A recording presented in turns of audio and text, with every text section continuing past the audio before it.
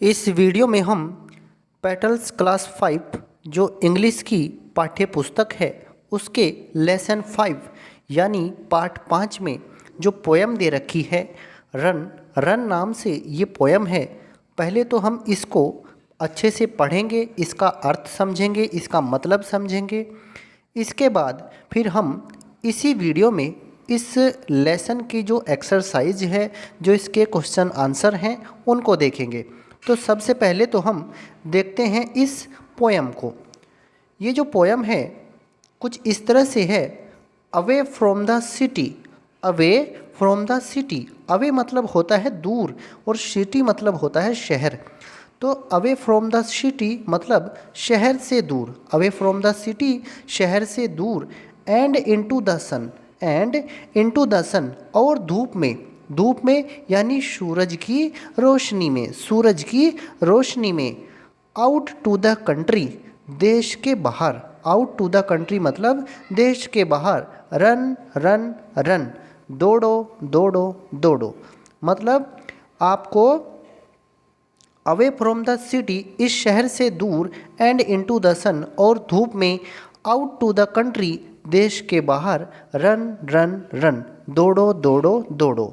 आगे देखते हैं, run in the rain drops, run in the rain drops बारिश की बूंदों में दौड़ो, रन बीनीथ द ट्रीज पेड़ के नीचे दौड़ो, रन बीनीथ द ट्रीज पेड़ों के नीचे दौड़ो। यहाँ पर प्लुरल है, ये पेड़ों के नीचे दौड़ो।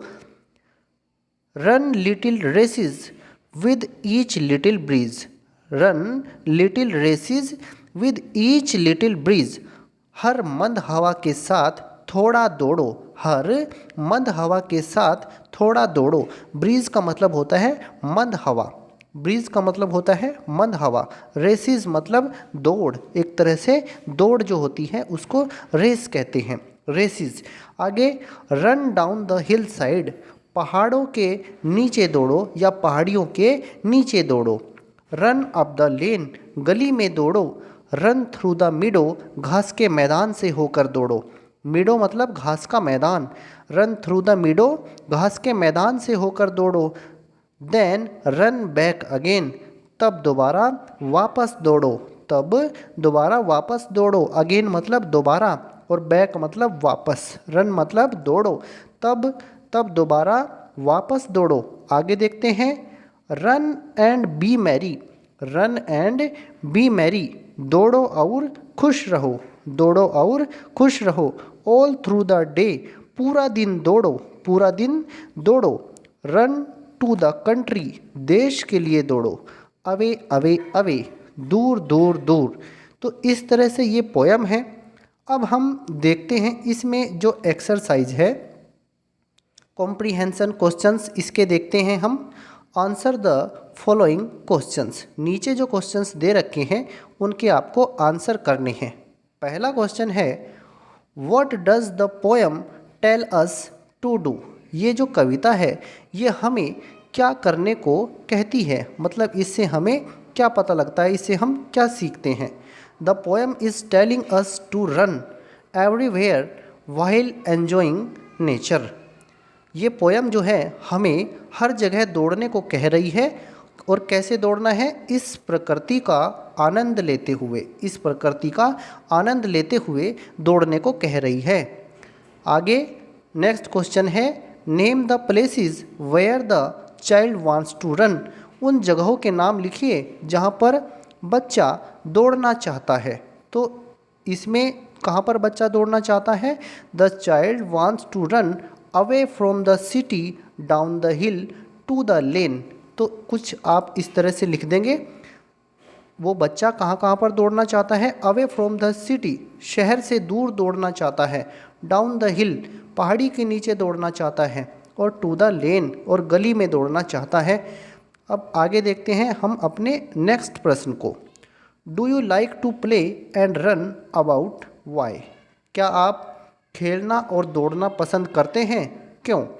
इसका आंसर आप क्या लिखेंगे, यस, हाँ हम दौड़ना और खेलना पसंद करते हैं, because everyone likes to play, क्योंकि हर कोई खेलना पसंद करता है, in the beautiful environment of nature. इस प्रकृति के सुंदर वातावरण में हर कोई खेलना और दौड़ना पसंद करता है। आगे देखिए, इसमें वर्ड पावर है। Find the opposites of the given words from the poem. इस कविता में उन शब्दों के विलोम शब्द हमें ढूंढने हैं जो यहाँ पर टेबल में दे रखे हैं। ये विलोम शब्द, इनके अपोजिट वर्ड्स हमें पोएम से ही ढूंढने हैं। जैसे इनका मतलब अंदर, आउट मतलब बाहर, अबव मतलब ऊपर, बिलो मतलब नीचे, मोर मतलब ज़्यादा, और सम का मतलब होता है वैसे कुछ, तो यहाँ कम, इसका मतलब आप कम से लगाना, तो मोर मतलब अधिक और सम मतलब कम। अब आगे देखिए, मोर का मतलब सम, ये इसका अपोजिट हमने बता दिया है। मोर का इसमें पोएम में जो दे रखा है सम दे रखा है। फ्रंट मतलब सामने और बिहाइंड मतलब पीछे। नियर का मतलब होता है पास और फार का मतलब होता है दूर।